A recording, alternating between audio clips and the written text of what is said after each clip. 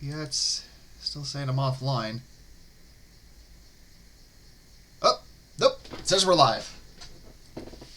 Hey, look at that. We're live, everybody. Welcome back to another Tuesday stream. I'm Krispy. I am joined once again by Storm and Andy. Hello. Choose my mech with... Huh. Okay, that's weird. Anyway, yeah, we're back for another Tuesday stream. Doing some doodling and such. Hi, Digi. Welcome. Thank you for joining us. I'm going to start out with... I think I'm just going to do some random shit today, because, you know, that's fun. I'm going to start out with something that was given to me, the idea of Baba Yaga. Oh, yeah.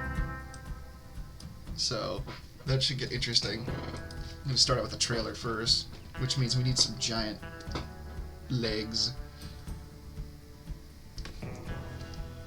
Ah, good. I thought my tablet was acting up for a second. Had all kinds of fun technical difficulties today, it seems. Yes. Yeah. This stream sponsored by Verizon. Verizon, what's reception mean? I hope we're not going to get in trouble for talking bad about Verizon in here. Fuck if I know. You probably already offended somebody by drawing that line slightly to the right, and then that other one slightly to the left. Well, if I've offended anybody by the drawing of lines, well, first of all, I recognize game when I see it, because obviously you're someone like me, and second of all, step up, bitch. There's a guy sitting at his desk looking, and he pulls his monocle off, breathes on it, wipes it off, puts it back on, straightens it, pats his mouth, and then goes, "Ree." So, basically you're describing some of my graphics design professors, but that's fine. I do say, sir, Ree. There was...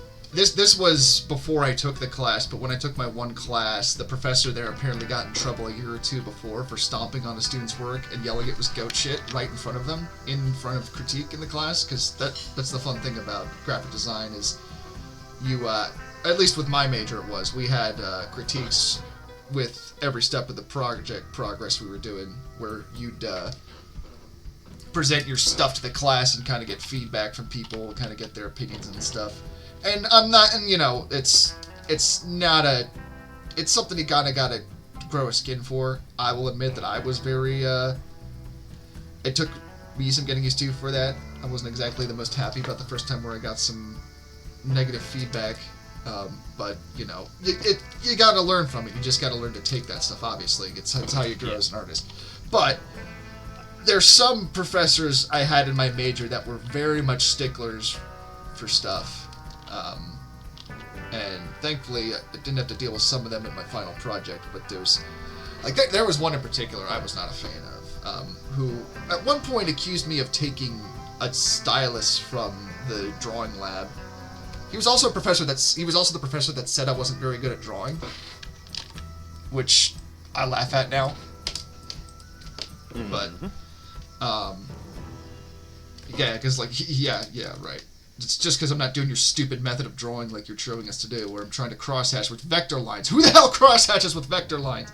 Anyway, but yeah, no, he thought I took this stylus because we were doing a drawing project or something, and mind you, I have a Cintiq at home that I was using to draw with it. I had my Cintiq at this point, and if people are not aware what a Cintiq is, which is very possible, I'm not sure how up-to-date people are when it comes to this stuff, but it's very much like on the higher end of drawing tablets as far as things go. It's something that I made sure to save up. I saved up a good while to get one, and I got like the smallest version that you can get, because they make ones that are like 32-inch screens and stuff, and they cost like $2,000. But yeah. No, but it's like, why would I take the stylus? I don't need the stylus. And then eventually he just dropped it. So my guess is, I'll bet you he lost that, and he just like ended up finding it, you know. Because I told him, it's like, I remember giving it back to you. I don't have your stylus. So, yeah, the funny thing about everything you just said is, like, I've been on the other side of both those situations, but in the sense of, like, I run a class where there is, you do critique in front of the class. I'm also, a pushover, so I'm not going to be super harsh with the critique, and the hope is that most people these days are, of the mind of, like, oh, I'm going to say something helpful to this person. If there's something that obviously needs to change, you couch that with encouragement as well. Because the whole point is we're all teaching each other. Even I still learn shit from my students. Because, I'm a symphonic guy, I'm a metalhead guy, so, like, guy who does hip-hop shows me a trick, and I'm like, ooh! Slight side tangent, but, when it comes to, like, learning... especially when it comes to, like, creative pursuits, you never stop learning. You're always learning, even if you're a teacher. But and then, to top that off, is the other half where, well, I teach a class on how to run a recording studio and how to do sound engineering, and what do you think that means? It means there is a lot of equipment, much of which is expensive, that I have to oversee, and, the students for a while did have permission to go in and get that equipment themselves. Unfortunately, my boss cracked down on that because last year a $2,000 microphone went missing for a week. Yeah, I can understand that being an issue. Yeah, now whereas... That's absolutely an issue. It sounds like this guy was getting pissy over, what, a $40 part? 50, as you said, it was like $50. And again, like, I told him, like, I distinctly remember that I gave him that back at the end of class. And again, it's like, I had no reason to keep something like, why would I take that from the labs? Maybe, I mean, could I have forgotten it somewhere? Maybe, but I definitely remember giving it to him, and I never found it, like, at my place. And he just stopped asking about it. So my guess is he probably misplaced that or something and then thought I took it. And then, but whatever. Either way, this professor was not one that I liked, but I will say him saying I can't draw definitely kind of inspired me to continue drawing because, Spider's a great motivator sometimes. Yeah. I think I said it the other week, what's in the mind of an artist, this will show him. I don't want to sound so spiteful, but it's just like, No, but I mean, okay, so there is something to be said for spite isn't actually a bad motivator if you deconstruct and deal with it healthfully. Yeah, exactly. Because if you pretend it isn't there, then you're doing precisely that. You're pretending something isn't there.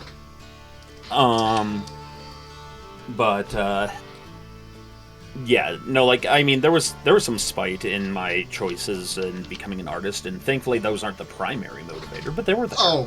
Oh yeah, and I want to clarify, that is not the primary motivator for me. I very much do this stuff because I love doing it. I like making things and creating. It's honestly my purpose in life in a lot of ways, and I say that without a hint of irony. It means a lot to me. And honestly, I think the reason I kept doing this as long as I have is because of that fact. But when somebody tells you that you're not good at something that you enjoy doing, that's a really good motivator to show that person that they're wrong. Mm-hmm.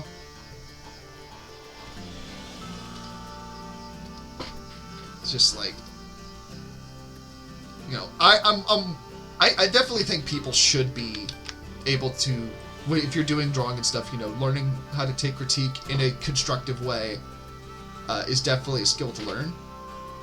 But, I don't want to ever try to imply that someone's not good at something, because that just says then they'll never learn. You just shut them out from wanting to learn then, Mm-hmm. I've only ever had one student where I felt like I had to maybe sit down and talk with them and be like, are you sure this is what you want to do? And I had that conversation with them with the notion in mind of, if they say yes, I will take that yes, and I will then spell out very clearly what they need to be doing, because what they're doing now isn't working. But that was a very specific case. Now, that student did not say yes. In fact, they ended up cheating on their next test, and that's the first and only time I've ever had to get the ethics office involved. But at least it was only once. Yeah, but it was fucking batty. Yeah, that guy was unfortunately not healthy, I guess is the right word. But What? Sorry, you cut out there. Oh, the guy wasn't healthy, so I digress. Hey, TK. Gotcha. Yeah, I mean, there's one guy I can think of from a major where it was like, I don't know how to describe this guy because he... How do I put this? It's like a lot of stuff that we were told about, like, processes and things to do for things, he kind of just did them in, like, the least effort way possible in a lot of respects, which was weird because he would apparently come in at, like, 3 in the morning to work in the labs, which is just like, damn, dude. But it was just like, I don't know, it was a lot of little stuff that just rubbed people the wrong way. Because I think we, like, talked about it every once in a while, just, you know, because out at smoke break and stuff, because I used to smoke cigarettes in college. But it was just, like, weird stuff like that. Like, for example, when we did our portfolios, one of the things that goes with that was my school I went to has an art gallery, and we would display, you know, seniors' work in there as part of one of the exhibits there. I actually worked at the gallery. It was a really, it was kind of a fun job, honestly. I got to see a lot of interesting artwork, both known and not. But that's another story. And the way, but for these presentations, you know, we were kind of told, like, good ways to kind of organize your artwork and stuff to show, you know, that you care. And part of that was like overlapping, like printing out each individual element and sort of overlapping them in like a visually appealing way. What this guy did was he just arranged it in Photoshop and printed it out as one solid image and just hung it up. Yeah.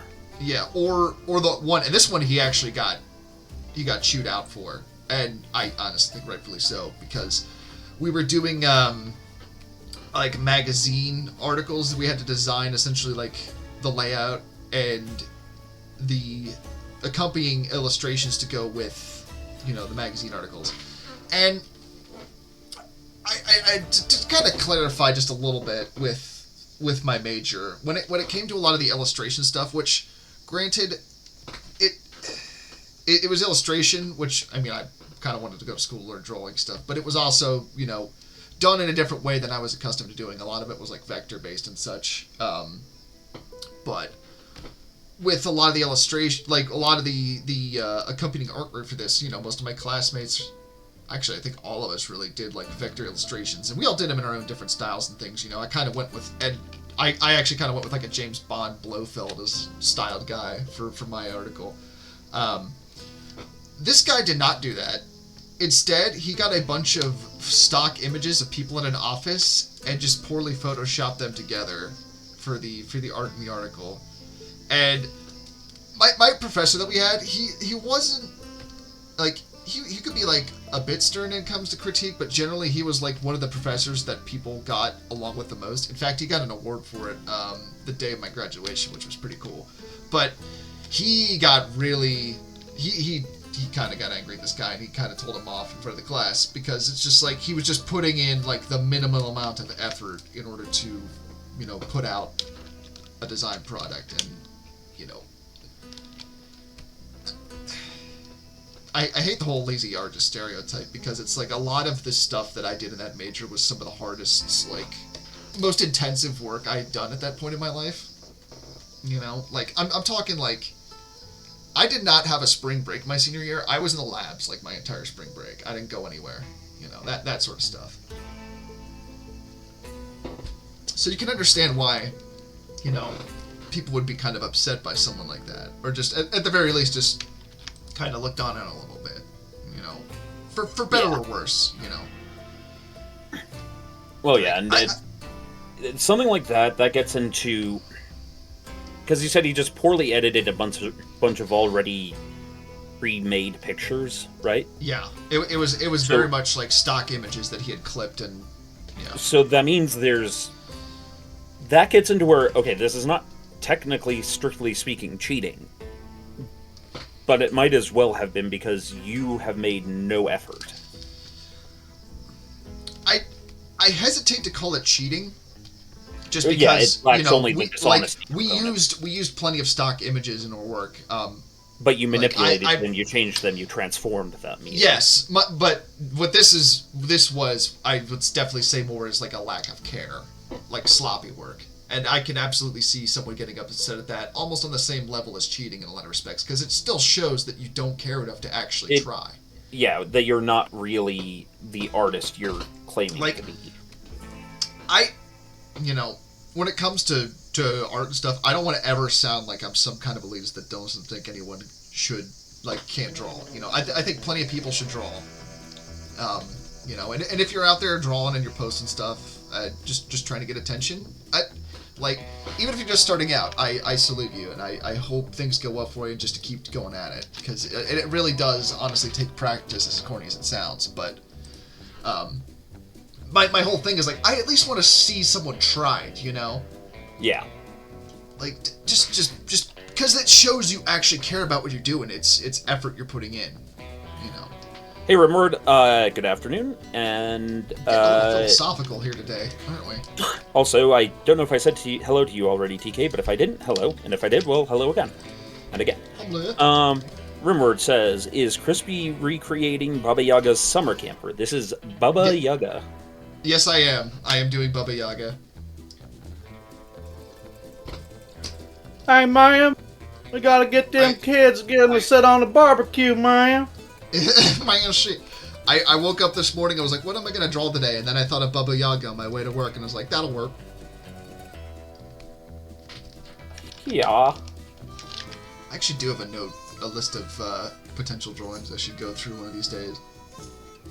I've just been kind of dealing with burnout and just slowly getting back into doing stuff with that. So... Yeah, I'm over here editing a video for Tex. Actually, speaking of some more Space burnout. Station. Ooh, looking forward to when those come out. Definitely plenty of Space Station stuff to go around, that's for sure. What was I gonna say? Oh yeah. So one of the things I kind of decided to do, just in part because I think it'll help, and also in part just because I think it's really fun when you have a detailed notebook full of different notes and drawings and things like you see in the movies. You know what I mean? But I've started keeping a physical notebook for the comic story I'm working on, and God, people keep sending me the biblically accurate Furby, and I'm just like, are you guys telling me something? Am I the prophet? Is that what's happening? Anyway, shit, I just lost my train of thought. Thanks to Furbies. Shit. Also, I'm trying to draw a window. Does Baba Yaga have a deer stand on his walking trailer? He definitely can. He absolutely can. I'm gonna make this thing weird. What was I saying? I'm trying to remember. I literally lost my train of thought. We were somewhere in the realm of putting the effort in as artists, and... I was saying something, and I honestly just completely blanked on it. I will say that the tall boy I'm drinking probably isn't helping things, but, sometimes it be like that.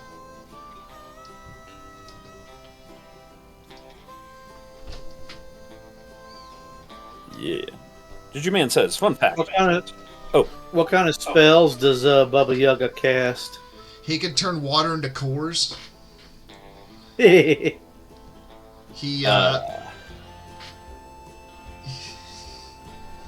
He can seduce the finest of mud crickets. He is able to create magical portals, but only during payday. And only to the beer store. Or I guess they don't really just have beer stores in their states. PA liquor laws are fucking stupid. I'm just gonna say. It's like, oh, you want to get a 6-pack and you want to get some rum. Well, guess what? You're gonna have to make 2 trips because we have to sell them at different stores because Quakers, I guess. I don't know. Which is ironic considering they brewed a lot of beer.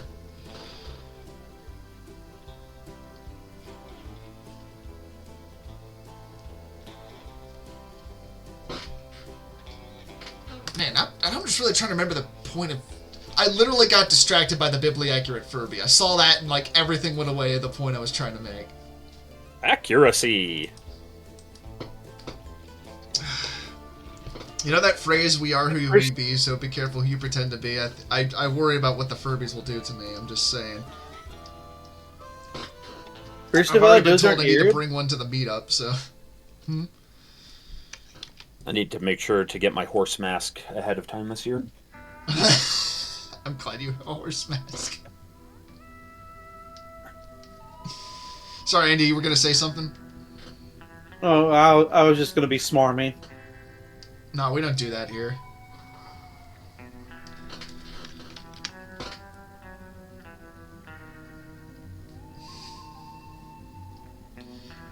You know, I'm kind of digging this Western music that I found for stream.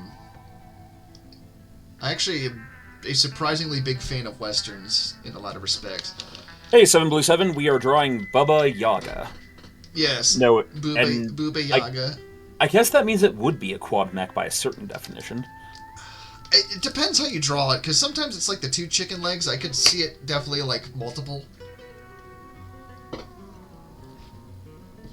I guess we'll draw Baba Yaga up in the deer stand here, which is just, you know, like a chair bolted to the top of the shed because, you know, a couple beers in and you just can't be bothered. And I lured them kids in by making a house made out of beef jerky. Now, here's my question, because I was trying to think of it earlier. What do you think Baba Yaga would look like themselves? You know, I'm gonna be honest. He probably looks like Eustace from Courage the Cowardly Dog. See, I was thinking like Dale Gribble dressed as a wizard, but, you know. I mean, either and or both, all of the above, really. Hold on, I need to look up Dale Gribble real quick, just so I can have the face to reference. You know he smokes Pall Malls. No, that'd be Gribble Yaga. Oh man, you're right. No, okay. Okay, you know what? I think I know how we're gonna roll with this. Gribble Yaga would have a giant... He'd have his, like, Roachmobile, but it would have, like, a tinfoil hat. Andy, you went John F. Kennedy there for a second. Baba Baba Yaga would have his... We're going to get Baba Yaga. We're going to get him from the jungle. We're going to bring him in front of the courts. Well, I'm John F. Kennedy. After I did a stopping lot of me from Quaaludes and launching had the Marilyn Cuban Missile. Monroe have sex with me. What? Don't worry about it.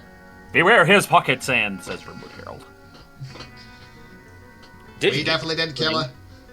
Digi's gonna have cards for us at the meetup. Excellent.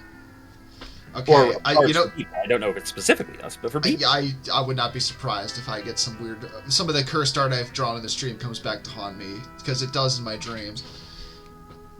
Okay, so... First of all, definitely getting waders. I feel like Baba Yaga would wear waders for some reason.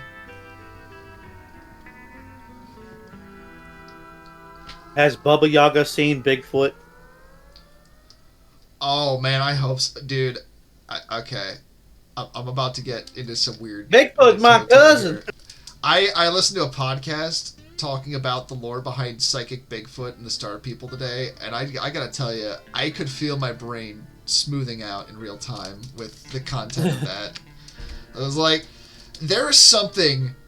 Okay, there's 2 things about Bigfoot as a cryptid. One, brings out a lot of the weirdos.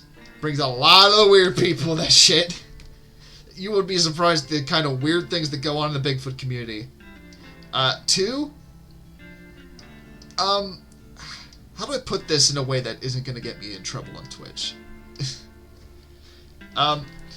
You know the kinds of people that, like, they're, like, so invested in cultures that they come out being offensive? It's like that. Like, there's a lot of that with stuff like Bigfoot. So rather than being offensive because it's, like, insensitive, it's over, like, focusing on it to where it's like... Yeah, it's like... You've now fetishized this thing. Being so invested in the lore of X or Y culture that it becomes problematic.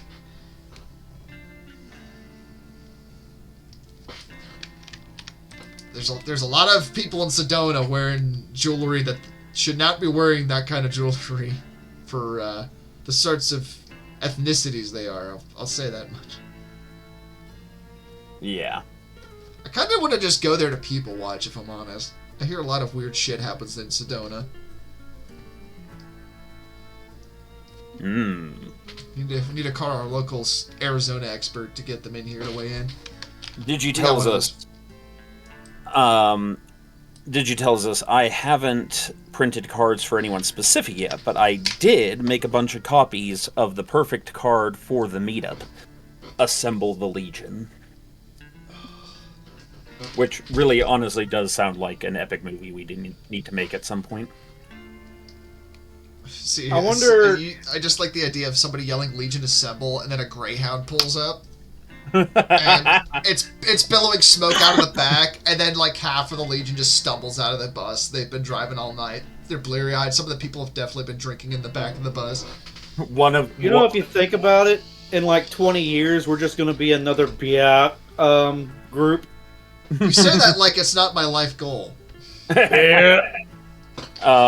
Brewster Buffalo warns you that grip does not look safe for work, but don't worry, it'll be fine once we've established that is in fact a fishing pole. Yeah, there we go. See, now it's safe for work. That's the fun thing about drawing. It's like, I feel kind of redundant saying this, but I honestly feel like people just generally take it for granted. It's very interesting how a few lines can register different perceptions of things in our minds, you know?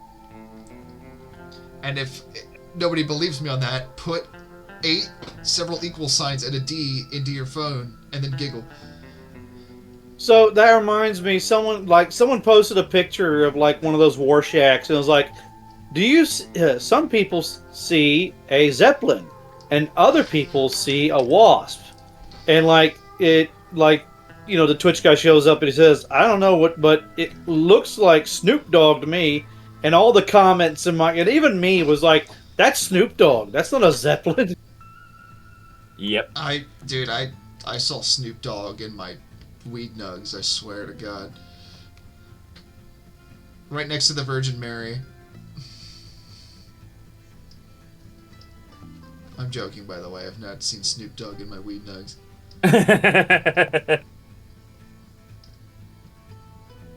If I did, I'd be like, yo, what up, Snoop? I'm giggling super hard because of what you just said, but also because of this. So, BB's wanted us to sort of up the game on some of the videos that we're releasing for BPL. So I'm doing some music stuff for this space station. I don't think she realized what she's asking for, and I don't know if that's going to end well. Well, it's just me using stuff from our endemic sound, because like if it's the small stuff, we're still not doing our own music. That's I thought you were going to say sound bites from Twitch. I'm like, oh god. Oh heavens, no, but just there's something that Tex does in this video. I won't say what because I don't want to spoil it, but I found the perfect music, and I'm now giggling like a little idiot. Oh, I love moments like that where you just get an idea and you're just like giggling, like this is gonna be so funny.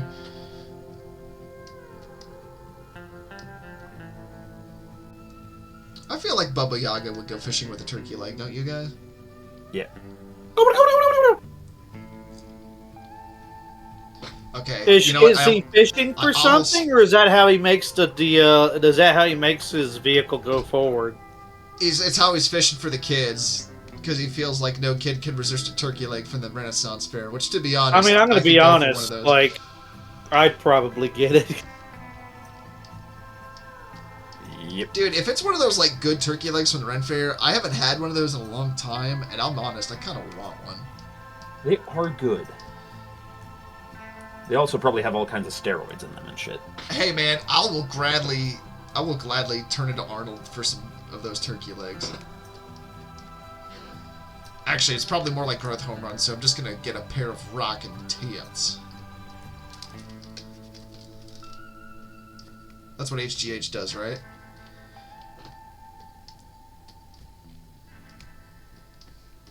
Really uncomfortable silence, guys. Sorry, it's because I'm trying to place the exact spot of this music. I did not mean for that to be... No, it's just more one of those moments I'm like, oh no, I've said something that's gonna get us in trouble again, isn't it? No.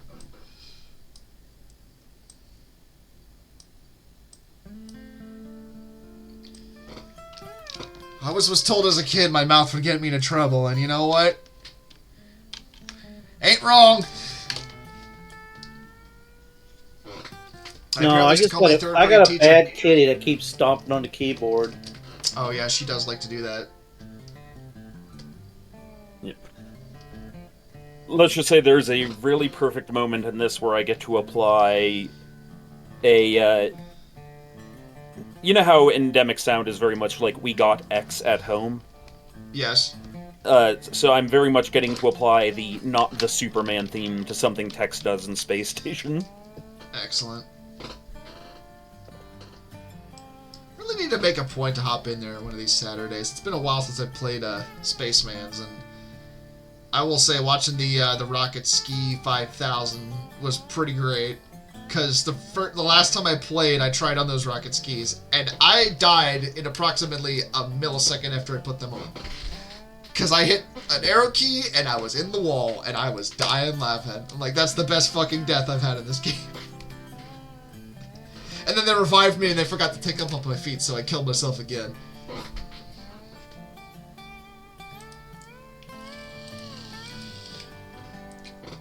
Like I love it. It's like most stations would be like, no, we're gonna not use this. It's OP. It's gonna kill players and things. Like, we're just like, yeah, man, let's do a relay with him.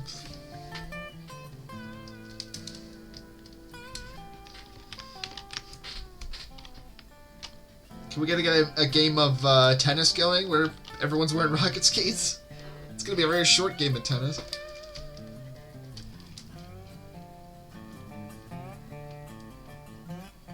Yep.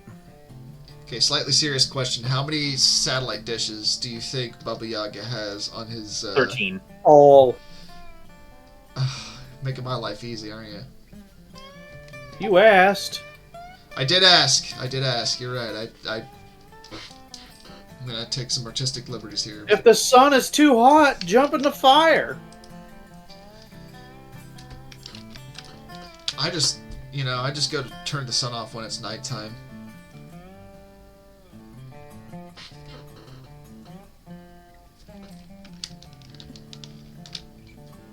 Do you think he tries to set up his own satellite, or do you think he kidnaps people to set it up for him? He may just steal their cable, if I'm honest. I can see Baba Yaga stealing my cable.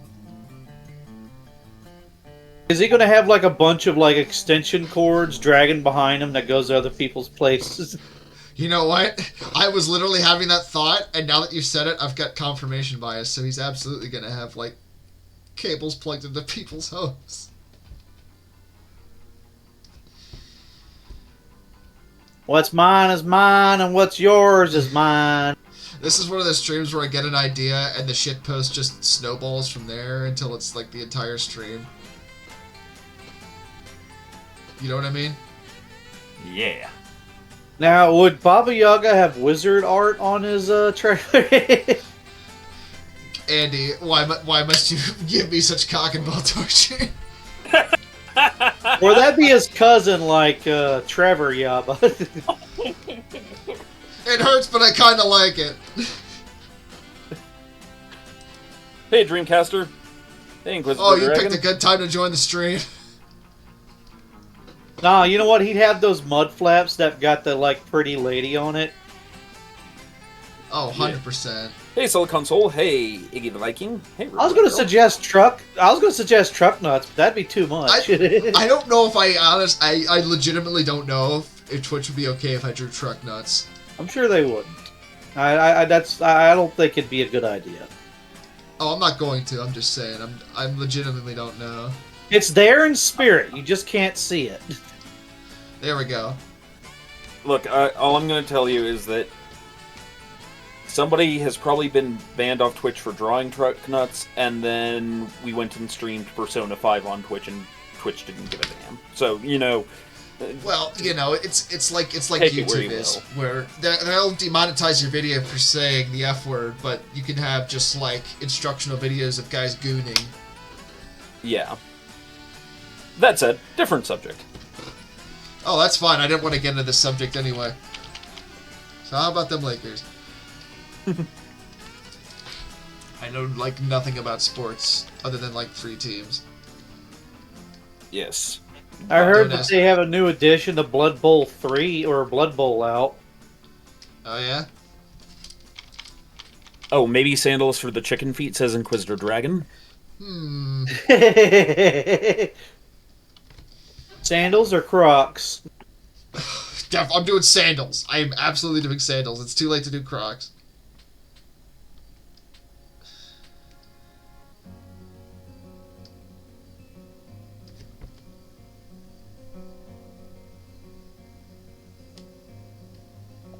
You know what? Baba Yaga would have like a trailer that looks like it's worth like $15,000, and then you have like a $50,000 yacht behind it. You know, He probably like would. an expensive fishing boat that costs more than his actual house. Yeah, it's like those like mobile homes you see where they just have like the newest Corvette in the front driveway.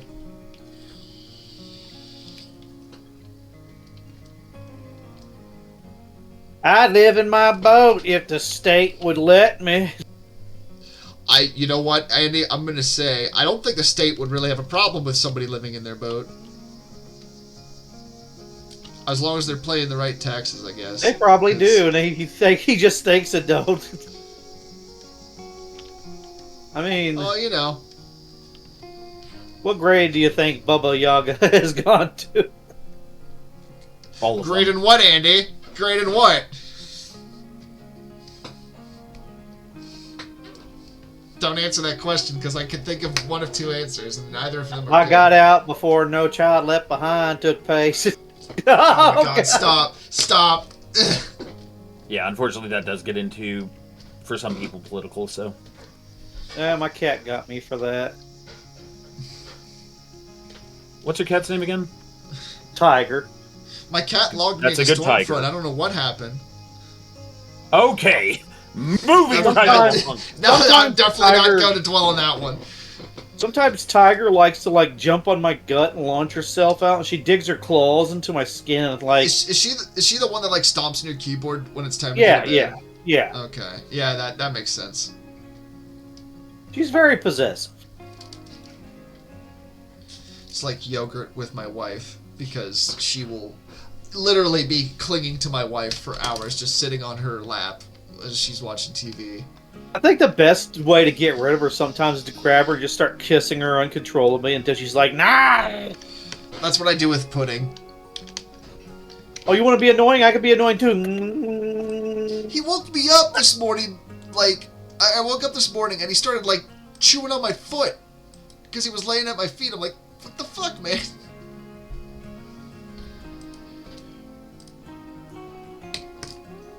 Cats are weird creatures, aren't they? Yeah. Well, they do think they're better than us, and they're probably right. It's very possible. No, you know, it's maybe this is just like a fun, like, artistic liberty, but whenever I do nighttime scenes, I just kind of like the sky to be purple. Yep.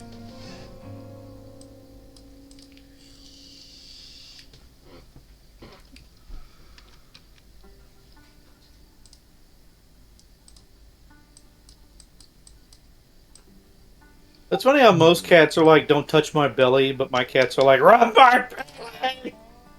Oh no, that's how Pudding is. Like, I literally come out of the bathroom after I shower every morning, and he's just laying there like, Father, my tummy, it requires pets.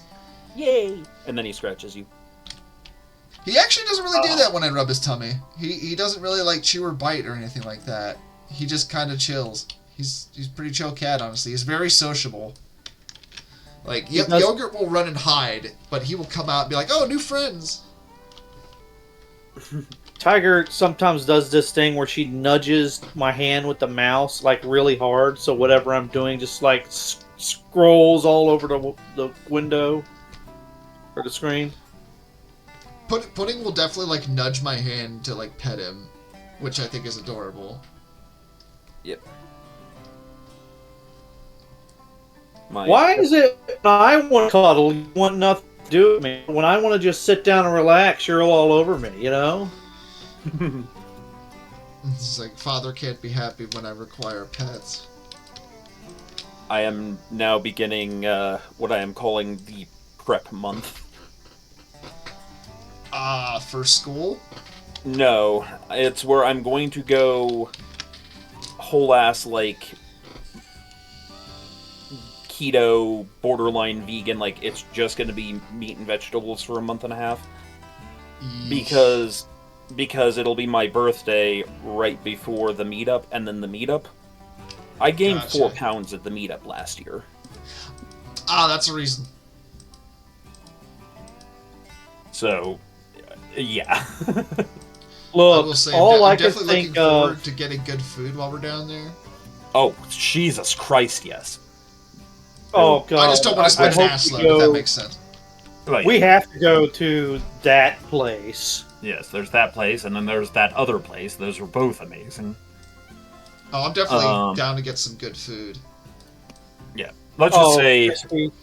let's just say that barbecue is a major factor. Yes. And I hope. and it's not just the restaurants; it's everyone like brings things that they've cooked and such. Like BB's fantastic meatballs, and yes, that joke does keep getting Crispy. made. I'll tell you what, guys. Mad Ducks and Doctor Who's gumbo. Oh, I'll yeah. tell you what, guys. And I don't know. chili. I mean, not I chili, don't- but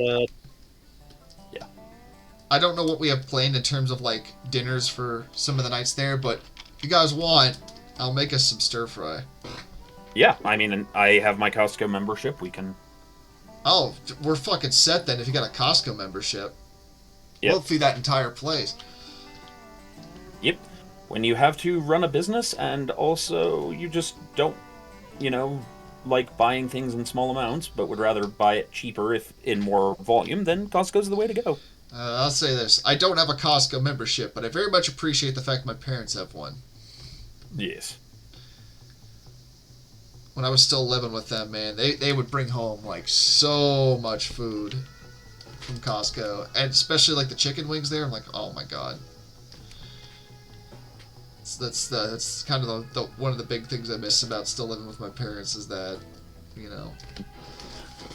mean, I still look good now, but Yeah, Dreamcaster. So yes, the meetup in question is just where at least all of the North American members of the Legion get together. A few of the ones from across the pond come over as well, but they usually do their own meetup. So there's usually a Europe meetup and I think an Australian meetup too, if I recall correctly. I can think of at least like one person off the top, or one or two people off the top of my head right now from Europe that will be at the meetup, but I'm not entirely sure of that. It was the same way last year. Yeah, guy on Broadway, it's Bubba Yaga. Bubba Yaga. Because somebody gave me this idea and I thought it was funny. And honestly, that's a lot in my book. I mean, look at half the things I've drawn on the stream. Yeah. No, as always, it's in the lost city of Atlantis this year. Yeah. They got great sushi down there, though, so that's fun. we had some good sushi down there. Yeah. Of course, for me, anywhere's down there because I live up on a mountain. Yeah, well, we can't all be in High Rothgar, can we? Good to see. Yeah, good to see you.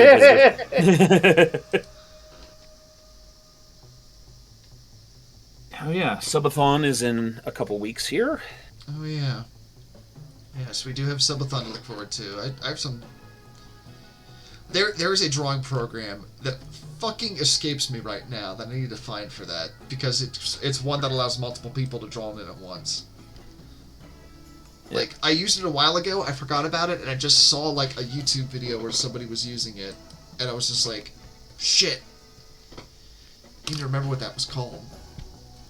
Because if there's, call for it, I wouldn't mind doing, like, just a fun, like, collab doodle session with me, a few other people that are artists in the Legion. But, if I'm honest, I'm not planning anything concrete for that week, just because it's up in the air for me in terms of what things will be going on, like most times, but I'm down to be like co-host and stuff. It's not draw pile, is it? I'd have to look. Actually, let me just Google that real quick, just so I can... It might be that. Yep, that's it. It's draw pile. Okay. Sweet. No, it wasn't. It wasn't half. A third. It'd be like that. Would the wood cabin on top be firewood heated? Of course. So I gotta add a chimney? Alright.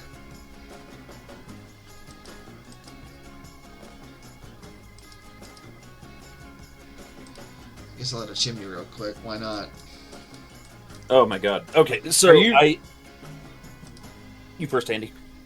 I was gonna say, are you allowed to like draw like pieces of a still coming out of the back end there, or? I mean, I don't see why that would be an issue. It's, you know. Yeah. I've drawn like weed related stuff on stream before, and it's not been an issue. So. Uh-oh. The issue is if you see actual nudity, in theory. Well, I'm not drawing nudity, so not that I'm opposed to it, but it's obviously not something we're gonna want to do on here.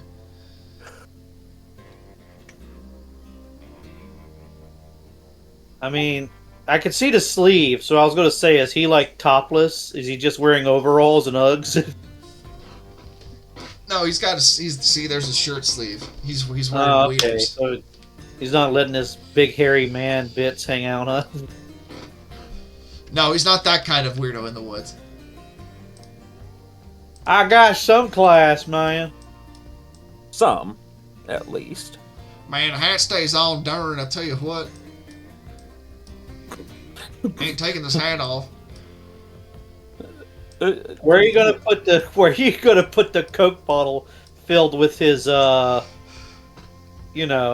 His spit? He just spits off the fucking tower there. You don't give a fuck. I also don't want to think about dip bottles because that makes me sick to my stomach to think about. Because I saw plenty of those at my college, and I'll tell you what, not a fan.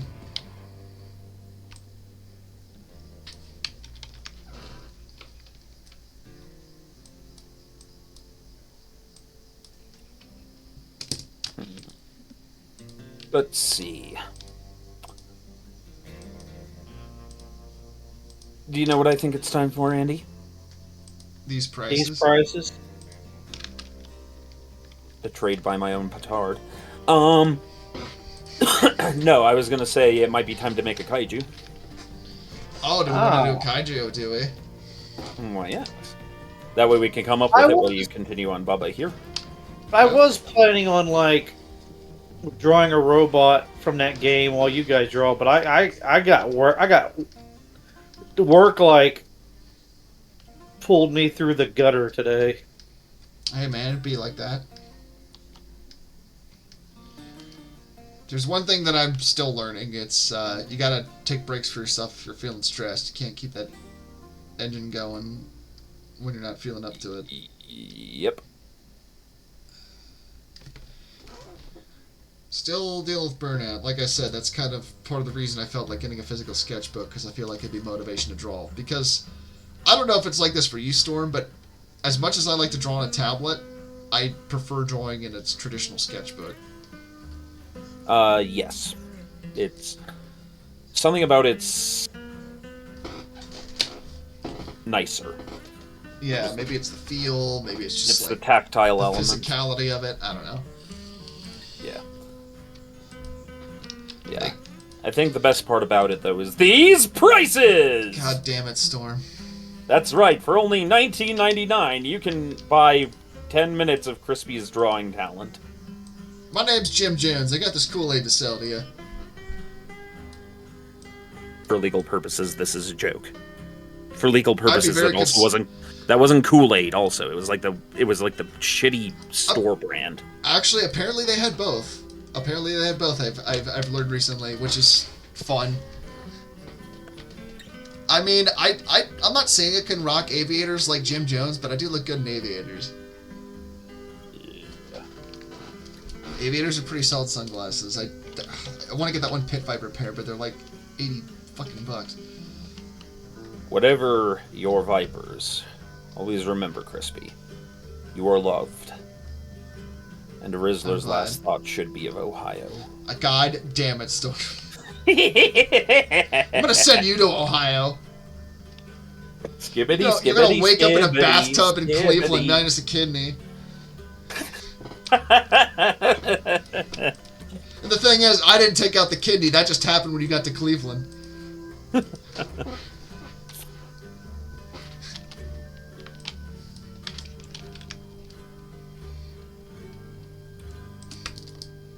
feel like I'm talking shit on Cleveland, and then somebody from Cleveland's gonna show up and be like, no, that happens. It's like when people talk shit on Philly, and I just like, I mean, they did murder, a robot that was a hitchhiking robot test, like, immediately upon arrival, and, they do take greasing the telephone poles as a challenge. Mehukati is a brand of non-carbonated fruit drink originating from Finland and now part of the Granini Group. Interesting. Granini Group definitely doesn't sound nefarious or nebulous. Oh, I see. Okay, so now I understand what Brewster's saying. Finnish Jim Jones would have used Mehukati. Oh, God. I need to actually sit down and talk with you sometime, Brewster, because, I'm writing stuff that's set in a medieval fantasy setting, and there's a place that is clearly not We Have Finland at Home. And so, I want some of your thoughts on the culture, because all I know about Finnish culture is basically metal bands and, some of the mythology I've read up on. See, I went in a different direction. I was just imagining what if Jim Jones sounded like the Swedish Chef. But, to each their own. And today, we're going to make the Kool-Aid. That's Swedish. Well, the thing is, there's, hours of tapes recorded from Jonestown. So, he talked a lot. Man, this just reminded me of something I said earlier today. It's I gotta be careful when I'm talking to people about not bringing out all the serial killer true crime lore that I have floating around in my brain. Because some people don't mind, but some people definitely are not comfortable hearing about some of that stuff. Well, yeah. I just think some of it's really interesting. Not even necessarily the crimes themselves, just how some of that stuff happened, Yeah. Well, it is a study of human psychology and methodology and stuff like that, as morbid as the subject gets. Yeah. Or it's I was listening to a podcast talking about the story of Patty Hearst, and chances are when you hear the name Patty Hearst, you immediately think of a story of Stockholm Syndrome. And that honestly was not the case. Her story is actually very interesting. It's a case of somebody essentially doing what they had to in order to survive being in a group of lunatics, essentially. Honestly, one of the morals of that whole story is do not form a paramilitary group out of theater kids. You will end horribly. But, well, yeah. No, seriously, I don't really want to get too into the story just because, honestly, part of it's just go check it out for yourself. Just go read up on it yourself. But just the story of Patty Hearst and everything is just so fascinating in so many ways. It's a lot more complicated than you think it is. Mm-hmm. I will say one thing I was disturbed by once by my YouTube algorithm being a little too on point was it learned. I told it to just go on autoplay because I was doing a long distance drive, and it just seamlessly went back and forth a few times between true crime, various SCP articles, and I can't remember what the other one was, but it was just the fact that the true crime and the SCP articles were seamless in their transition into each other and seemed correct. I will say this, for a lot of true crime podcasts and stuff versus horror podcasts, a lot of the same tenor, and honestly, when it comes to some of the subject matter, is not unwarranted. Well, yeah, especially if you listen to say Explore series, or I'm trying to think of the other guy's name, Dr. Well, I listened to the last podcast on the left, so they get into detail about crimes and stuff, but then they also have segments where it's like somebody talking as Jim Jones's Droopy Dog because he sounded like Droopy Dog towards the end. Yes, El Brewster. Got it. Hello, folks. If you're wondering, I'm about to do a Jim Jones impersonation. Oh, The No, Volgan. I'm not. The Volgan was the other one I was looking for. Just imagining Droopy Dog singing Pepper by the Butthole Surfers. I don't mind the sun sometimes. The images it shows. 7.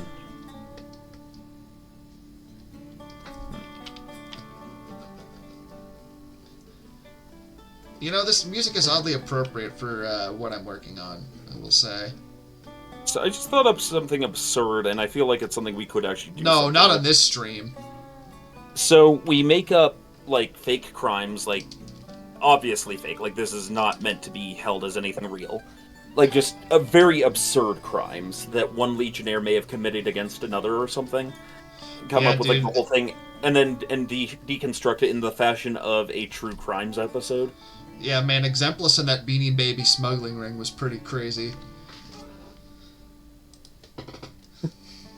Starts playing kind of the dark, heavy, tense music. It began January 17th, 2023. I just like the idea of photoshopping Exemplus's face over the Scarface cocaine scene and just replacing all the cocaine with a pile of Beanie Babies.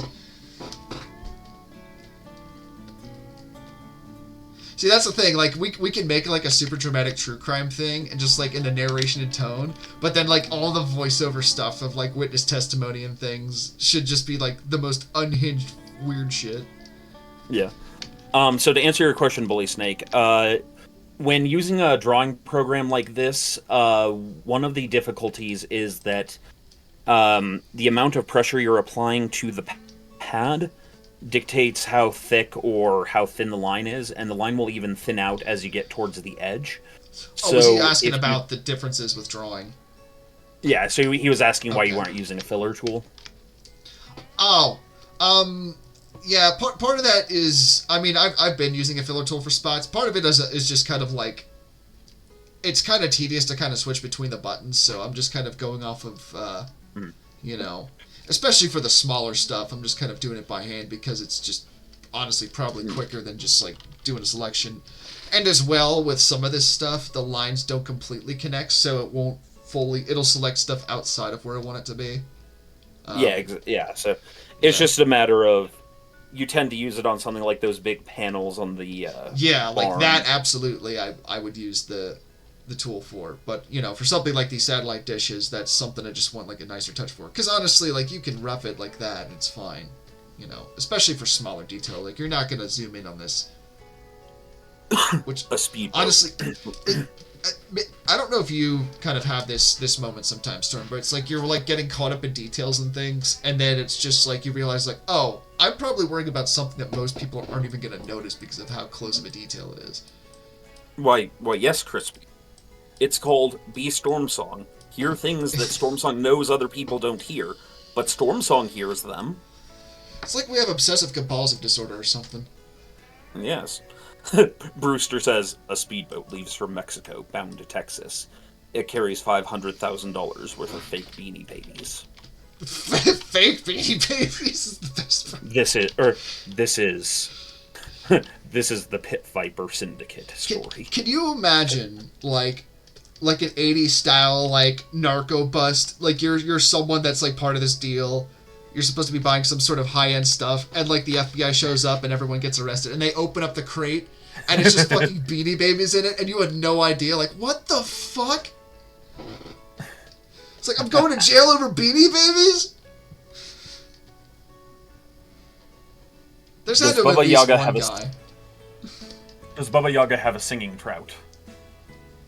Yeah, but I think that's probably inside the trailer. Yes, outside of the perspective of this picture. I actually think it's rather than a crystal ball, it's just like a singing trout on a table. You know, but Baba Yaga asks a question, and then it's like, oh, blue is blue. I'm blue, dabba-dee-dabba-die. He does what the Manson family does. He listens to the song to hear the meaning in the lyrics, you know. Although, the Manson family was, like, rolling on acid, so that probably affected things a bit more. That would do Iron opening. shit. I mean, that's the whole thing about, like, the Manson family and stuff. Not to immediately get back into true crime, but I just have been listening to a lot of that today. I gotta stay on the move. Gain warns after me. Everyone, like, painted Charles Manson as, like, a criminal mastermind and thing. He was not a very smart man. And the slightest.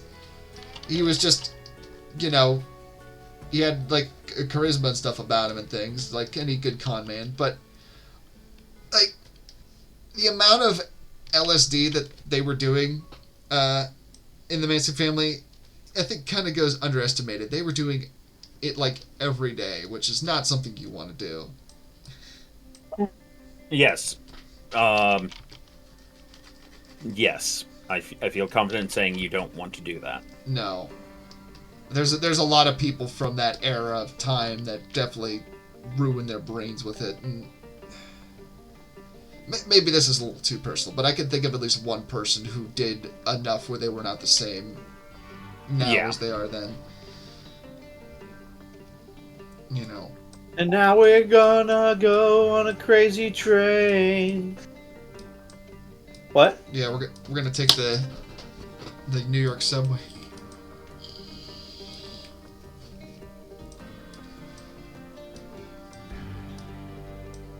I don't want to do this shirt color.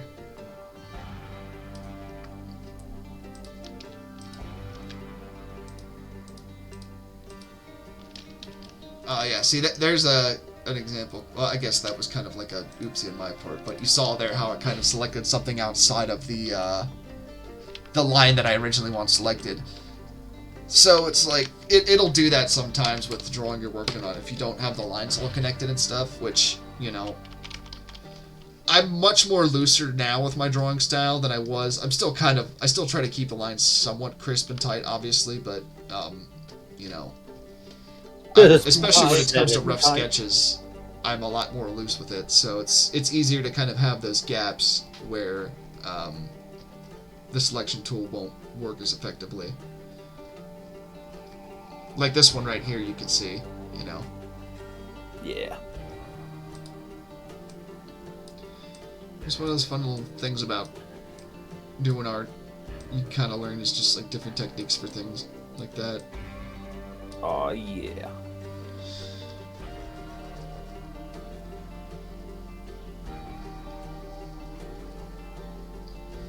It's weird, like, I have those moments where it's like, I could describe something about, you know, art or design and things, and then I'm like, how the hell did I know that?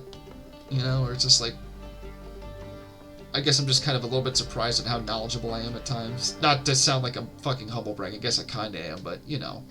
Okay, there's this thing that we do where we try to be humble about everything. Like, if you know you're good at a specific thing, own that. Like you know a thing. Well, I do take no need. Yeah, no need to take. Yeah.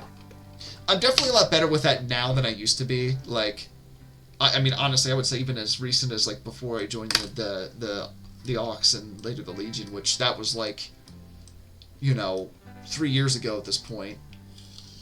Mm-hmm. Like, even back then, I was very self-conscious, and if I'm honest, like, doing things like just making stuff for people and, you know, this stream have really kind of shattered that lack of confidence I've had in myself, which I'm honestly very thankful for. I'm thankful that I'm, like, at a point in my drawing where I'm like, no, like, this isn't, like, me drawing poorly. This isn't me drawing, you know, in a stupid way. It's like, this is the way that I draw. This is the style that I draw, and I do it damn good. I've spent so much of my life practicing this stuff, and, you know, maybe part of it's just the fact that, and maybe this is just more of a me thing, or maybe this is just in every artist, but you just kind of have that nagging voice in the back of your head sometimes where you're like, this doesn't matter, why do you care? This isn't, like, as important as, like, being a doctor or something or anything like that. And it's, you know, I mean, obviously, I'm not talking shit on anyone that has like a hard job. Obviously, that's something, but it's like, I don't know. This stuff matters. I feel like art and creativity and expression like this, it matters, and I just feel like there's an unfortunate stripe of things in a lot of culture, intentional or not, where it's just, we appreciate art, but we kind of look down on the people that make it, if you know what I mean, if that makes sense. Yeah, or rather, I would say it's kind of bipolar, because either people really like look down on it, or they really over schlobnob it, but they also only over schlobnob specifically their segment of art. And because I've seen it both ways. I've never seen the in between. Well, not never, but like, I guess the Legion would be the in between. I suppose so. I mean, I'll admit there's definitely some art where I'm just have opinions about it and things that aren't necessarily positive, but I try to be more open-minded in things as I get older in terms of how I experience that stuff. But it's just I think creativity and expression, not even necessarily just art. I'm just saying like in general, because there's ways to be expressive outside of drawing or sculpting or writing or whatever. There's different ways to do art, I guess is more of what I'm saying. But I feel like it's kind of, I think it matters more to just the human condition than we give it credit for. And I don't want to sound like I'm being a dead horse when I say this, but this is just a point I just constantly think about. It's like, with things like AI, yes, it can make an image and things, but you don't get the why. You don't get the how, you don't get the who, you don't get any of the things, the stuff that honestly gives more meaning to an image than it be draw goodly. I worry about with a lot of that stuff where it's not just necessarily about art theft and stuff. That's definitely a big concern for it, but it's just, I worry about people getting so invested in those sorts of technology and things where they just don't have any desire to learn these sorts of skills and things, because they just want like the gratification of it. And look, I get it. I cannot tell you how many times as an artist where, sorry, I just want to kind of roll some my eyes at that term just because of this whack shit. But anyway, there were so many times. Shut the fuck up. There's times as an artist where I very much questioned a lot of like continuing to do it and things. Like, why does this matter and such. But, and there's also just the matter of just like finding your own way in life with things. Sorry, I'm trying to remember where I was going with this, because again I lost my train of thought because I said as an artist and then I rolled my eyes. People not learning like the real kind of right. Okay, sorry. The journey side of art. Okay, now that's right. My apologies. I remember where I was at now. But it's like, there's so many times where I was like learning to draw and things, where I was looking at these like artists, these awesome like artists, a lot of whom are probably game designers. I would imagine a lot of those guys actually are working on Forever Winter, but I digress. There's just like so many times where I looked at art and, I just wanted to be as good as X or Y. And part of that too, unhealthily I will add, especially now in retrospect, is, I would often compare myself to other artists, wishing like I could draw like this person or that person, And, I'm not going to say I'm the most amazing artist ever. I will absolutely say I'm not. But, there's something to be said for the style that I've just kind of cultivated over the years that I've only really started to appreciate in the last couple of years. It's like, no, it's not a matter of like, I can't draw like this person. It's like, I found my own ways to draw and I've developed my own style of doing things. And it stands out, I was listening to an interview once with my favorite singer, Hansi Kirsch of Blind Guardian and some other projects. And this guy, he's basically like, I hesitate to use the word idol because I have personal religious issues with connotations, but you get what I mean. Understandable, but yeah. But yeah, he's been like my musical grandfather. I look up to what he does, how he writes, how he sings, his stylization, his presentation, everything. And there are a few close second placers, and a few around him, but like this was the person I was modeling my life after for a while. and this was when I was still young enough to engage those rock star fantasies. And Yeah. I realized that there was a point in my life where I was thinking, like, how do I become the next Hansi Kirsch? And then I was listening to an interview with him, and somebody asked him, so, do you think, as you're looking for these new singers out there, you'll find the next Hansi Kirsch? And he says something like, I certainly hope not. I am Hansi Kirsch. I want them to be, well, them. And in, his very broken English. And it hit me, it's like, I shouldn't be trying to be Hansi Kirsch. I should be trying to figure out who the hell Storm Song is. Yeah, no, I agree, and that's a lesson I want to say I'm still trying to figure out in some respects. I've definitely gotten a lot more acclimated and accustomed to things as I've gotten older. I've learned to appreciate the way that I draw more. In large part again, and I can't understate how appreciative I am that the support I get from people here. Like the fact that you guys take the time out of your Tuesdays to come watch me draw, that means a lot. And just in general, just even the general encouragement, it's like, yeah, it's nice when I get commissions and things, but just being told like I did good on something like that makes me feel good. That definitely brightens my day a bit, Krispy? Because, yeah. You are perfectly adequate. Thank you. I think.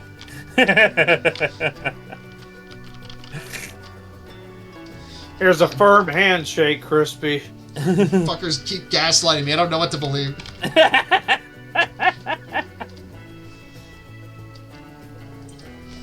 This is the story of the Great Gaslight Bandit. Dun, dun.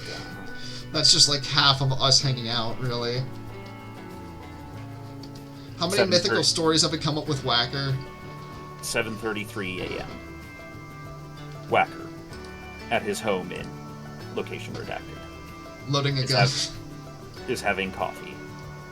Meanwhile, Krispy, 2 blocks away from his house, is loading a gun. The gun is loaded with Furbies. I've made them fit, don't ask how. This is a story. Fur bullet. This is the story of a disturbed mind, underappreciated art, and the abuse of the elderly. Andy, it's Furb's metal jacket. Crispy ever thought of like This is a the werewolf whack outbreak, but it's Furbies? This is No, the but whack I'm definitely whack thinking story. of the drill instructor scene from Full Metal Jacket, but the drill instructor has a Furby face. And I'm not gonna lie, I kind of want to see that animated now.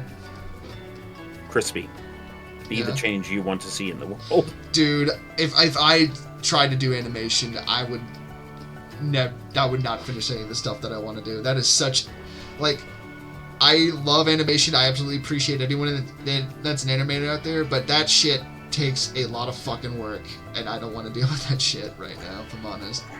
Well, as Juice begins his process of looking for another job, he's going to be spending more time on his animation projects, so if you're interested in working with him on stuff as, like...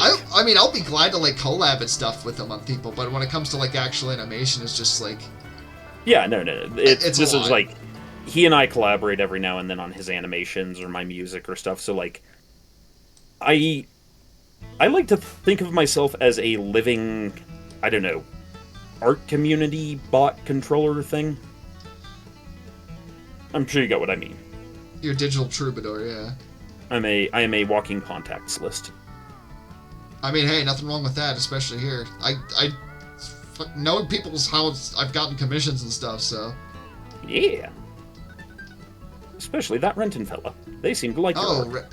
Renton is a wonderful person to work with, and they have the most wonderful ideas. Yes. I think I've showed that Lunar Dragon before, that mech I did, but that like, for the longest time, at the front of my portfolio, I had the Cthulhu I've done, which, I don't know if I've showed that on stream. Let me pull that up real quick. Actually, I'll pull up both pieces, just so, in case people have missed that. But, the Cthulhu used to be at the front of my, my portfolio. That's been replaced by the mech that I've drawn, so... Let's see. Okay, no, don't care about that. Yeah, so that's the Cthulhu. That's actually the first piece I put in my portfolio. And that's actually hand-drawn, believe it or not. I actually drew that by hand and scanned it and colored it. That was before I like really started getting more invested in using the tablet for the sake of convenience and such. And, you know, manipulatability, but, you know, compare that with this I did this year, the Lunar Dragon, and, yeah, it's like, I love this design, and I was like, that's going in the front of my portfolio when I get that printed. Yeah. Anyway, back to drawing Baba Yaga here. Fuck it, Bubba's your Yaga. Baba Yaga, my Yaga. Oh, that's right. I thought about drawing the Irby with the Atlas arm. Like the Charger from Left 4 Dead. Yeah.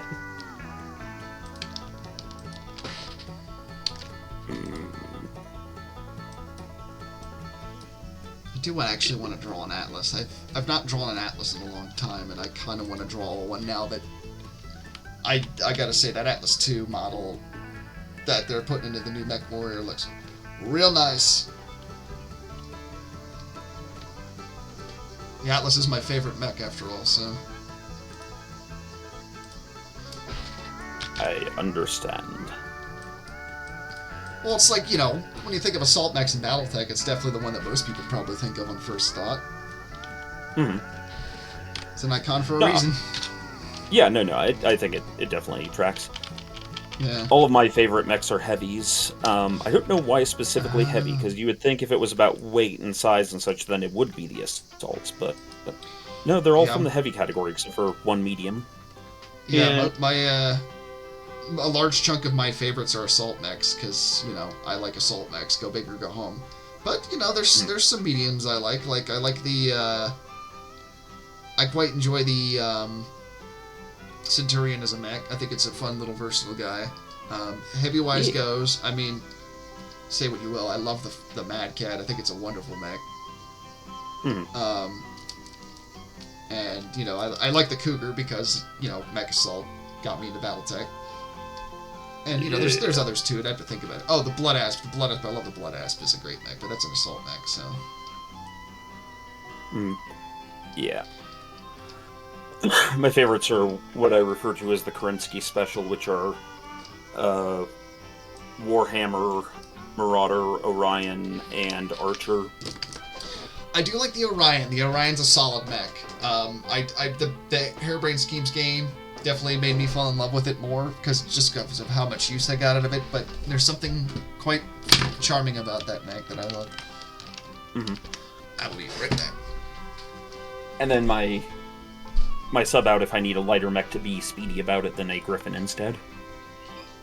Usually subbing out either for the Orion or the Archer.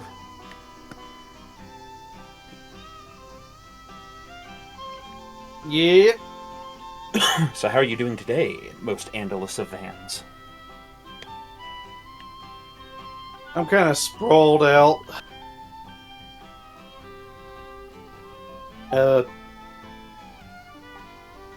For the longest time,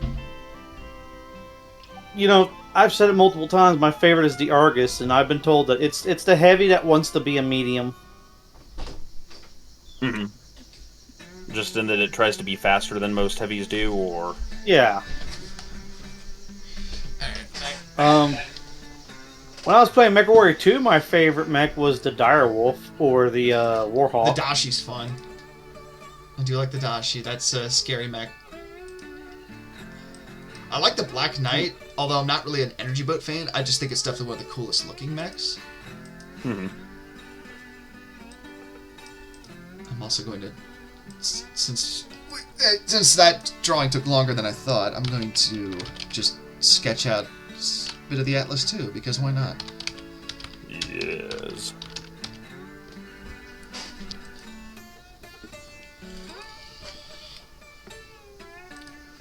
I will say that I think the Harebrained Schemes version is definitely my, or whoever does the one for Mech Warrior. I think that's my favorite looking version of the Atlas too. Also, I'm pretty sure that they referenced this art I'm about to use as reference for it, because, I mean, look at it. It's the same thing. Yeah.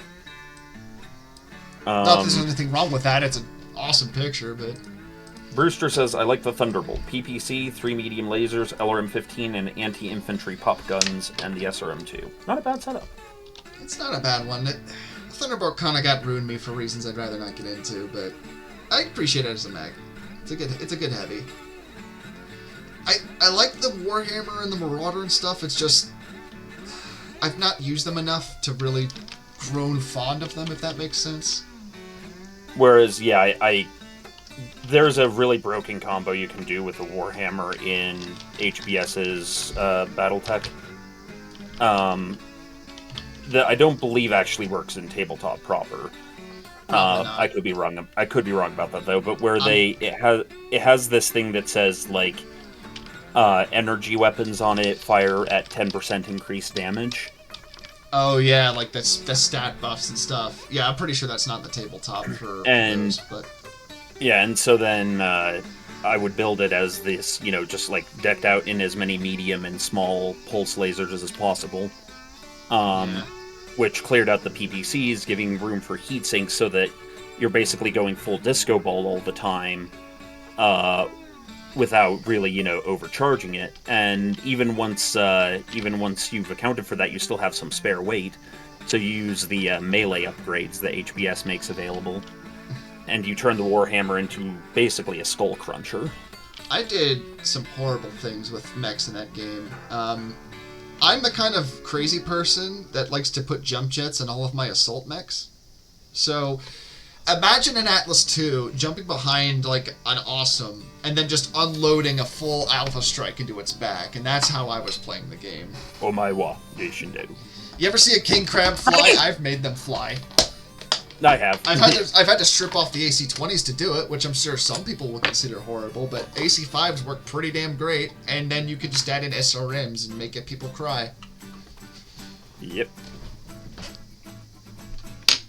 But yeah, even after finding out that the HBS stuff didn't always work, I still liked the work just on mixed principle of it looks cool, but also, like, when Tex went over the video on it of, like, what made it so prolific. Why is it that you find dozens of these out in the periphery and hundreds in the armies of nations and so forth? It's like because it worked, and there is something about that I've come to appreciate. Hey, when it comes to BattleTech, rule of cool always applies. Yep. Anyone that says that BattleTech needs more realism, I point at the Hatamato Chi holding a katana and I say, what's wrong with that? Yep. I'm not even a fan of Kurita, I just think a mech with a giant katana is pretty metal. Yep. There's a reason that Thronebreaker is built around the idea of mechs that sword fight. Yeah. It's been pretty awesome in Escaflowne to watch. Yeah, and like, obviously, there are plenty of things that have done mechs with swords, but even with a Gundam, the sword is usually a killing blow. It's not usually, like, fencing isn't the point of Gundam, typically. Yeah. So, like, yeah, very much like Escaflowne. Like, if I got the chance to get it fully animated, Thronebreaker would totally be very awesome. Much straight up sword fighting, armor style mecha. That would kind of, I'd hope, would be a marriage of sort of the two main philosophies in mecha, which is big and stompy, but also cool motion. Now that you say it, and I think about it, I really see what you mean about Gundam, because the only times I can really think you see, like, melee weapons come out is usually, like, a killing or a critical blow is landed on the enemy mech. Yeah. Love the Axeman and the Hatchet Man, says Brewster. Axes make a lot of sense when you're going to have mechs use melee weapons, also maces.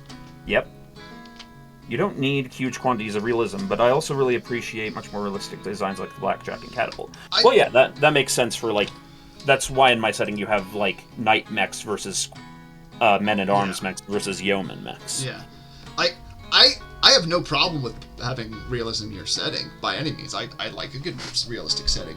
And honestly, this is something I was kind of talking about earlier today in the chat, but it's like, I feel like there's so much stuff out there where it's like, oh, this is so realistic, to the point where I feel like it kind of robs a little bit of people's capacity for imagination and whimsy. If that makes sense.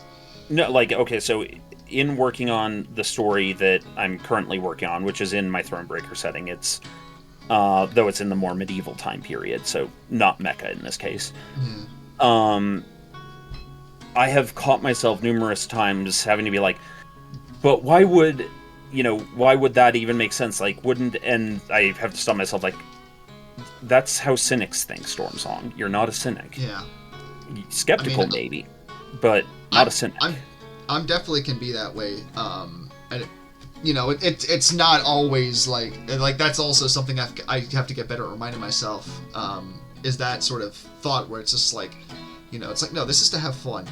Because, I'm not just saying this from a matter of personal preference, because the comic project I'm working on, which is very slow going, I feel kind of stupid even saying I'm working on it just because it's slow going, but I digress. The comic I'm working on, originally I had a more grounded setting in mind for it because I liked the Expanse, and I definitely saw some stuff where I'm like, oh, I could do a realistic setting.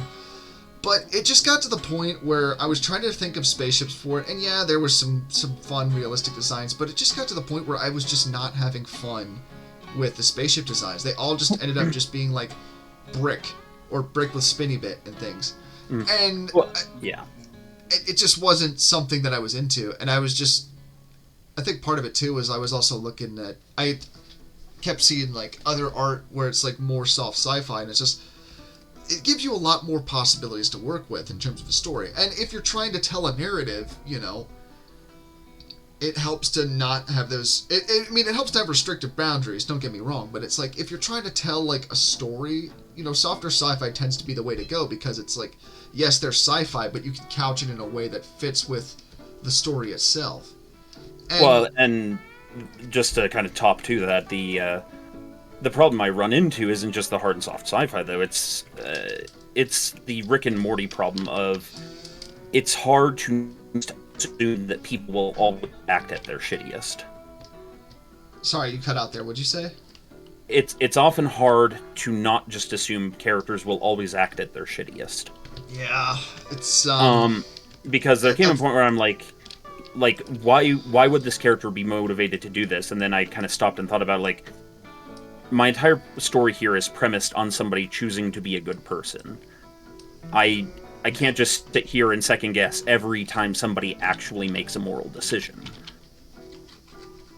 No, I'm there with you. And I think that might be also part of it too, is just that sort of like, realism in a sense of storytelling, just that sort of perspective being part of an example, And I don't want to just say Rick and Morty, but it's definitely a grievous, it's like a good example of that, where it's just, And that's where I'll actually take umbrage with calling it realism. It's this school of thought that it's only realistic if people are shitty. It's only realistic if it's not rule of cool. It's only realistic if you de-heroify things. It's only realistic if. Yeah, which is, honestly, that's a lot of people that are just overtly cynical. If you want to have realism in your story, and you can find a way that makes it work, by all means, go ahead. I'm not going to stop you. I hope it's a good story. I'd like to read it at some point, if it's possible. But it's like, there is nothing wrong with having a suspension of disbelief. And I feel like that's something that, unfortunately, just for the sake of X or Y setting taking things so seriously nowadays, I just feel like that's something that's kind of become ingrained in the sort of popular culture to the point where it just takes away from people's ideas to think of things more optimistic. And I mean, that's getting into a whole other can of worms in so many different degrees, but it's like, one of the things that really inspires me with the story I'm working on and the artwork for it, and just the setting in general, like how I want it to look and feel, I've been looking at a lot of the 70s and 80s sci-fi artwork from all sorts of different artists, So you got Sid Mead's. Sid Mead's a big one, but you've got artists like John Harris or John Beckley or, God, there's so many of them out there. I honestly have to look through my references just to kind of name others. Those are the ones I can think of off the top of my head, but their artwork is so just... Honestly, it's just beautiful to look at, and it's not necessarily just like the technique is obviously a big part of that, but it's also just like the subject matter. I mean, you look at Sid Mead's work, and he just had like these beautiful, like, glistening cityscapes that were just full of this sort of promise of, you know, the future, this sort of what could be, this sort of like idealistic utopia. And I've kind of looked at a lot of that for the so-called glitter worlds in my setting, because they're very much, you know, that sort of sci-fi setting that is that, but they're because of just all sorts of, you know, just exploitation of the frontier worlds. Well, and there's another thing to be said there as well. Also, Kai Harper subscribed again for 42 months now. Thank you, Guy. And the thing I was going to say, though, is actually winding back a little bit, on some level, I don't even actually blame the cynics. Because truly cynical people tend not to be the people making the art, and no. I genuinely feel bad for them.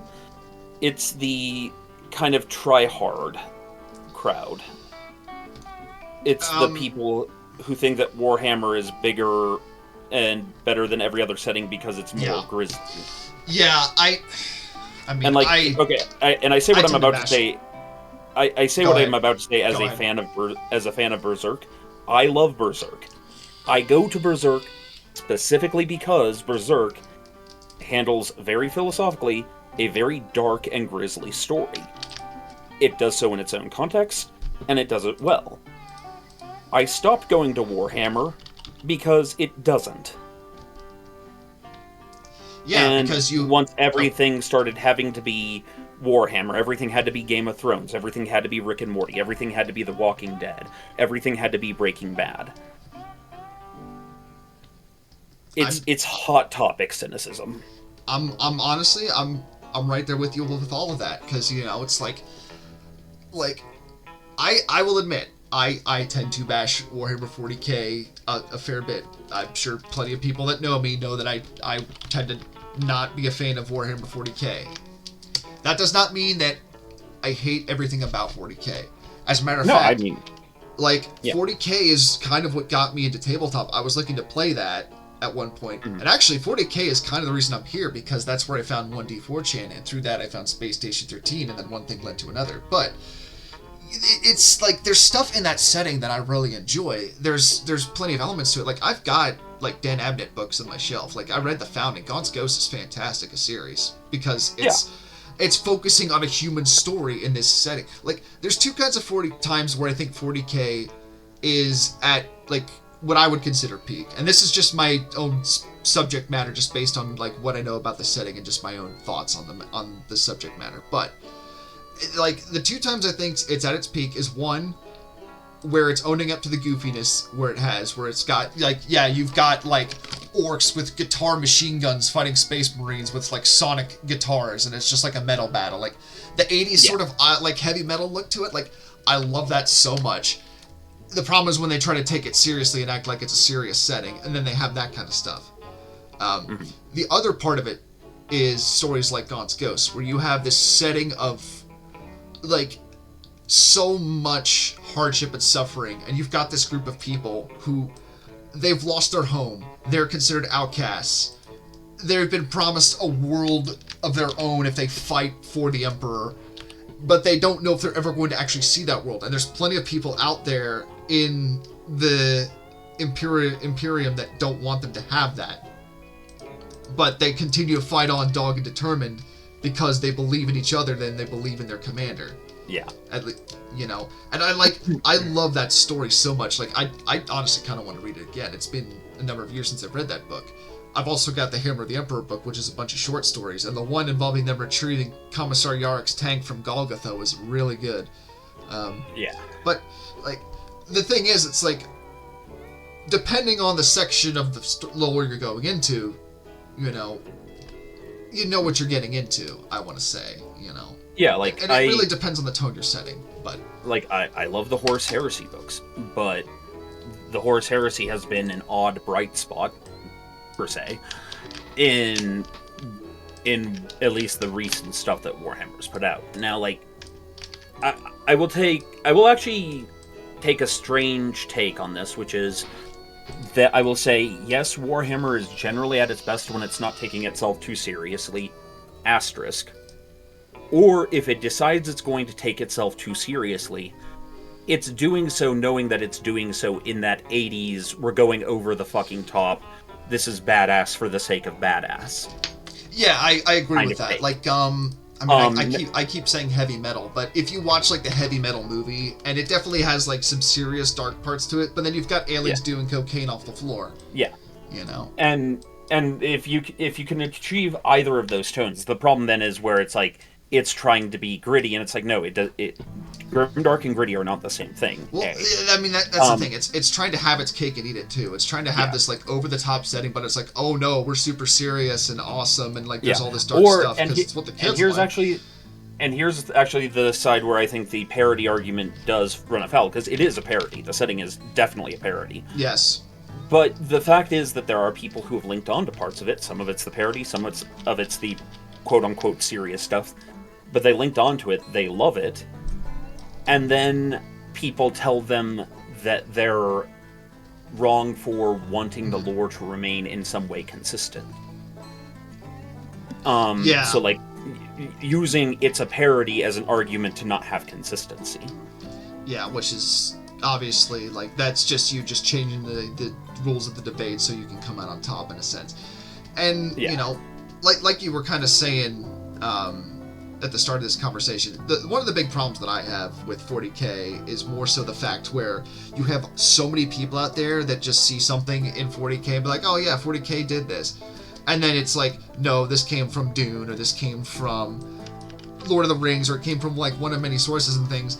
And, you know, obviously you're going to make comparisons to the stuff, you know, I get that, you know.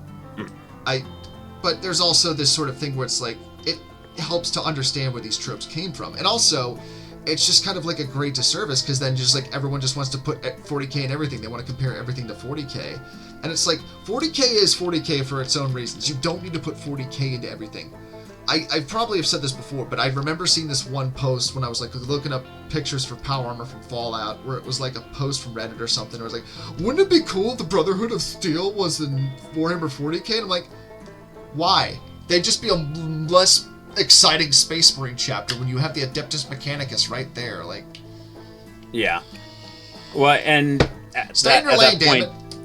I mean, at that point, you could just argue, what if you had a chapter that was, and this exists, rather Tech Marine heavy? Because that's basically all the Brotherhood of Steel in 40K would be. They'd be a very Tech Marine heavy chapter. I guess what I'm kind of just thinking is like, you know, there's so many fun ideas out there that you can kind of mix and match however you want. And honestly, that's how art is just generally made. It's just a matter of mixing and matching things you like with stuff that you enjoy, with like your own points of view, and just like coming up with your own sort of story and take on things. Like, that's what I'm trying to do. That's what I hope to do with the story I'm working on. But, you know, with stuff like this, it's just, I don't know, people just want to like fold 40K into everything. It's like, why don't, instead of that, why don't you just like take this and do something unique with it? Like, take this sort of idea you have and just kind of build on it. It's like, I love what the guys who made I Divine Cybermancy did. They are 40K fans, and they took that and just made this like really interesting game and setting and stuff. You know, Divine Cybermancy is top fucking tier atmosphere.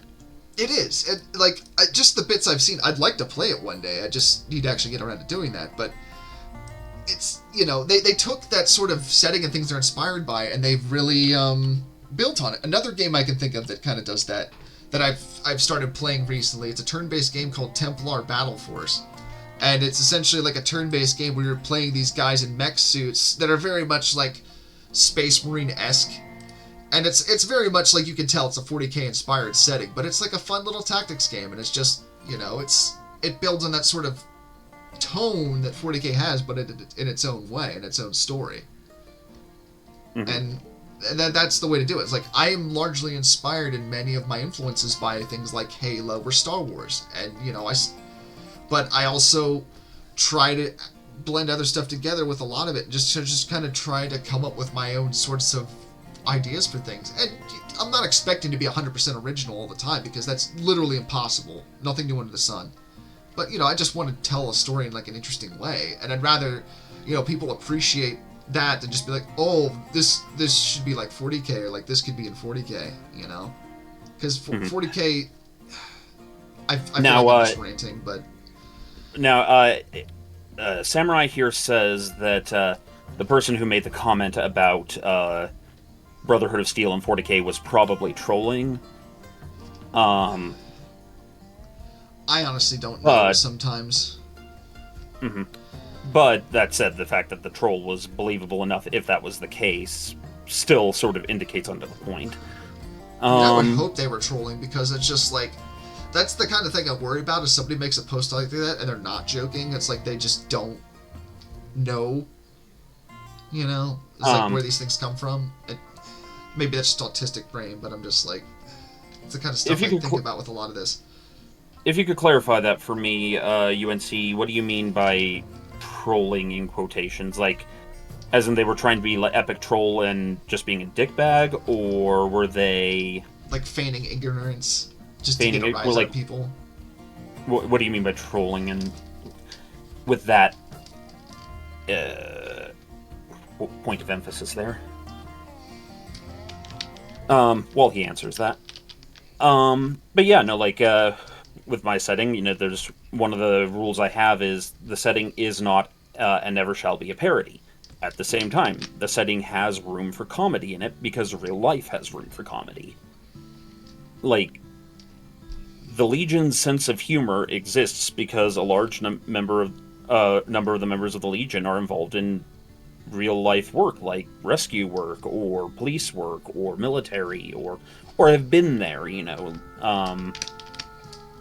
and it's, best if you can be able to look at all the real hardships of life and laugh at them, and then even in spite of the hardships, look at the good sides of life and cherish those, even if you are worried about the bad side.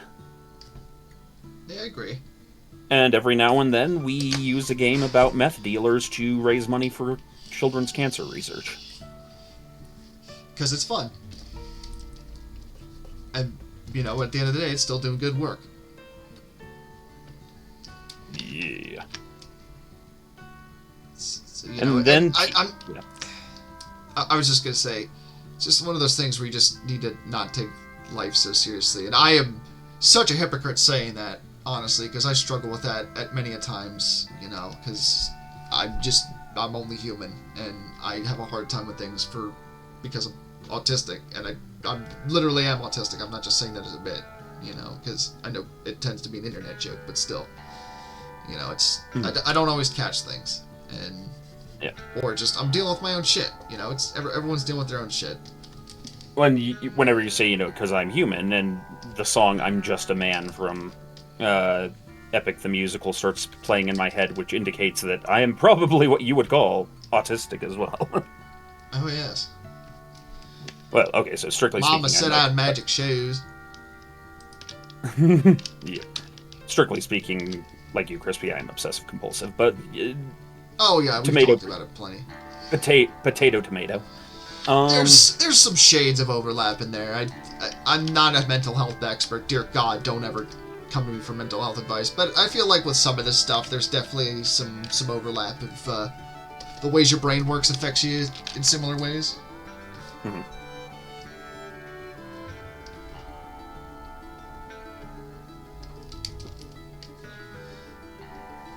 Yeah, and, there's also just the point that we kind of take for granted where it's like, you tend to lose context in like a text conversation on the internet. But... Hey, Cookie Mama. Cookie Mama says, hey, nerds and nerds adjacent. Kai says, Storm's got a musical hyperfixation? Say it ain't so. I would never have guessed. So what I actually have is, I obsess over pattern. That tracks. Interruption of pattern actually really screws me the fuck up. And it's why you'll notice, not all OCD people have rituals, and even when they do, they're very minor. Typically, a lot of movies over-exaggerate what those rituals are, but they're usually just behaviors you engage in order to calm your nerves. And one of mine is perpetual attempt to maintain pattern, which means I will basically carry out a mode of behavior to the umpteenth degree, even when I already know that it's been, tried and tested and is now boring to people. Like, on some level, I had to own the whole these prices joke, not because it's funny, but because I'm just going to keep making that joke. Because it could be like that. Stuff like that. Yeah. Now, that's a very minor example, like... Yeah, mine's a little bit more, anxiety-based in terms of how although there's plenty of perfectionism in there, too, things involving that, but I know for me, it's like, I have to kind of be very mindful often and kind of disconnect from the news, because I've always been an anxious person, and things like the news can really, really affect my obsessive thinking in so many horrible ways. The last couple years have been a bit difficult, to put it mildly. Yeah, my rabbi puts it really well, which is that news is like a drug, as any media is. And for some people, that drug is marijuana, and for some people, that drug is methamphetamine. Your rabbi knows his stuff, because that's a really good way to put it. Because, there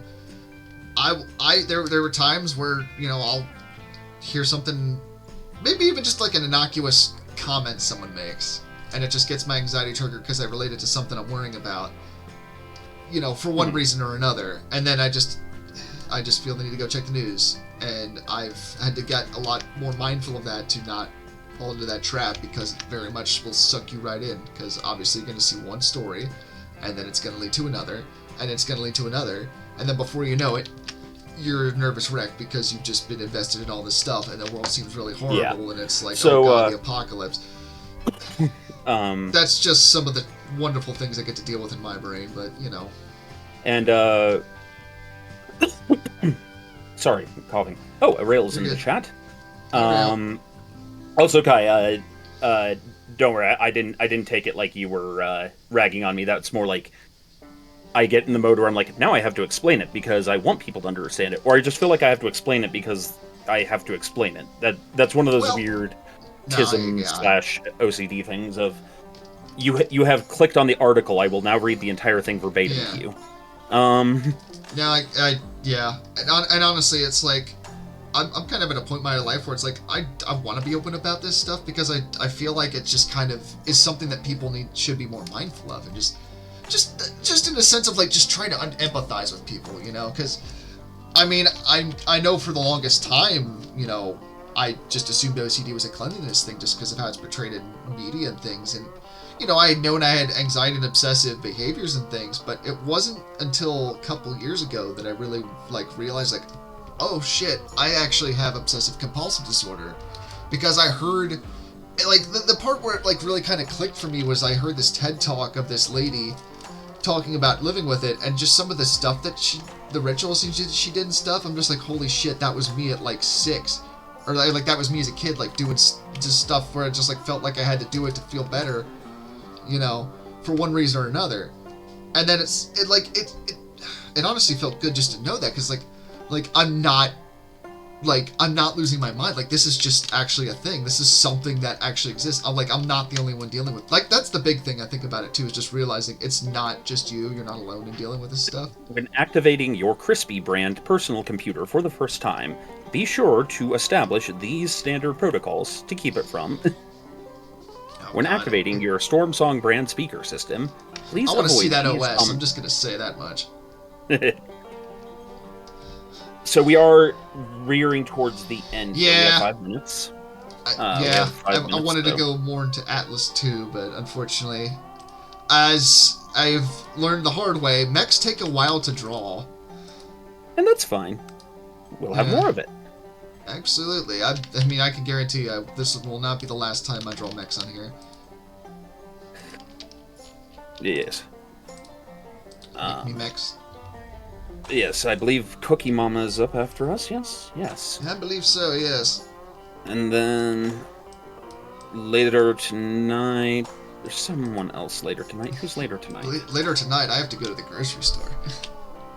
I know, but I'm just trying to be a good co-host. Oh, I know, I'm just speaking just the life of Krispy, but yeah, I don't know who's on tonight later. Oh, Will and Kings Row.